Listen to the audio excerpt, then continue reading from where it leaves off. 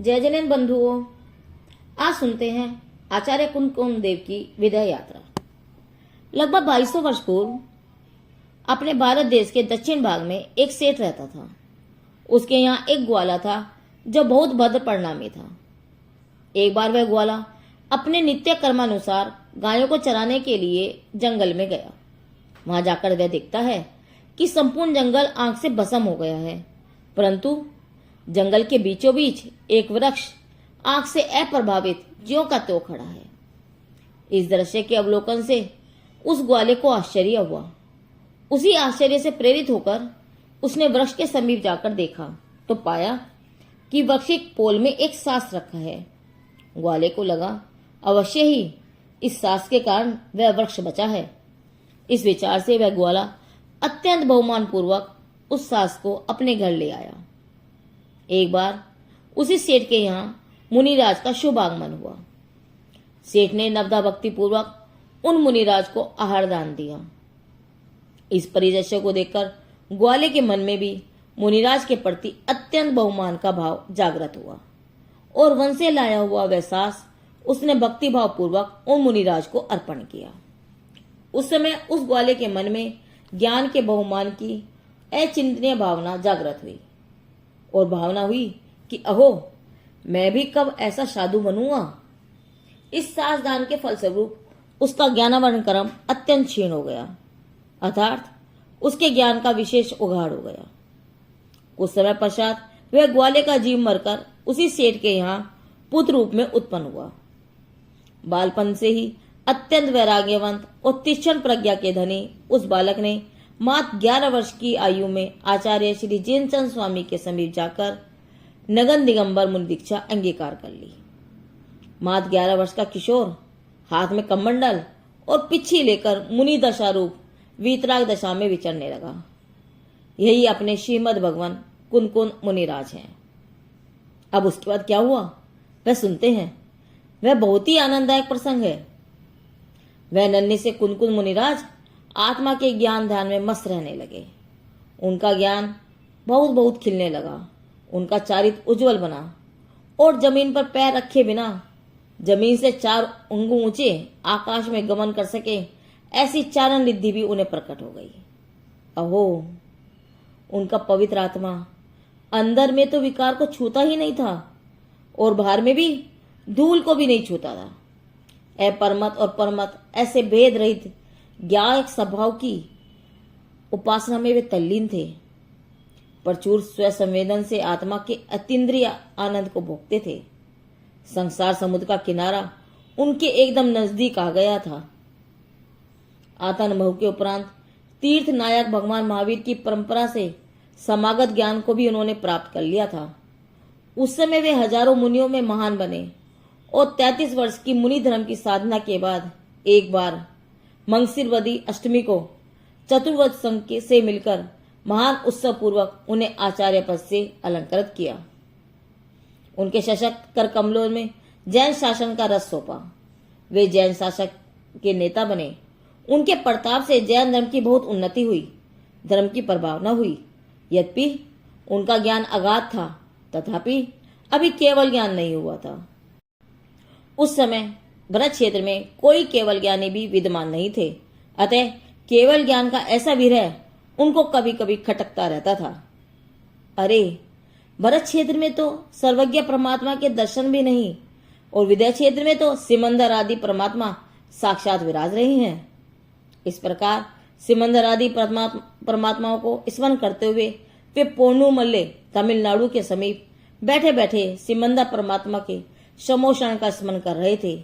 वहां सर्वज्ञ देव की मूसलाधार वाणी बरसती होगी, गंधर्व विराजते होंगे, अनेकों मुनिराज आत्म ध्यान करके केवल ज्ञान पाते होंगे। कैसा होगा वो दृश्य। यहाँ भरत क्षेत्र में कुनकुन मुनिराज सिमंदर प्रभु को याद कर रहे थे। वहां भगवान के समोषण में इस बात की खबर पड़ी। वहां से 2 देव भक्ति पूर्वक कुनकुन स्वामी के पास आए और उनके साथ आकाश मार्ग से विचरण करते हुए कुनकुन स्वामी भी विदय क्षेत्र में सिमंदर परमात्मा के दर्शनों के लिए रवाना हुए। ओह, भरत क्षेत्र के मुनिराज विदय क्षेत्र के तीर्थंकर से मिलने आकाश मार्ग से चले। भरत क्षेत्र के मुनिराज देश विदेश क्षेत्र की यात्रा के लिए चले। अरे कैसा होगा वह अद्भुत प्रसंग। ओह, ये कुनकुन मुनिराज भगवान के दर्शनों के लिए आकाश मार्ग से जा रहे हैं।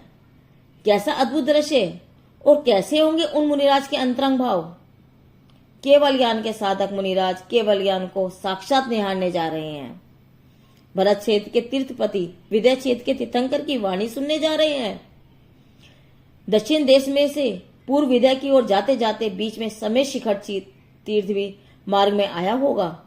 उसे वंदन करते हुए रिद्धि बल से पर्वत को पार कर थोड़ी ही देर में शाश्वत तीर्थ सुमेरु की भक्ति भाव से वंदना की होगी।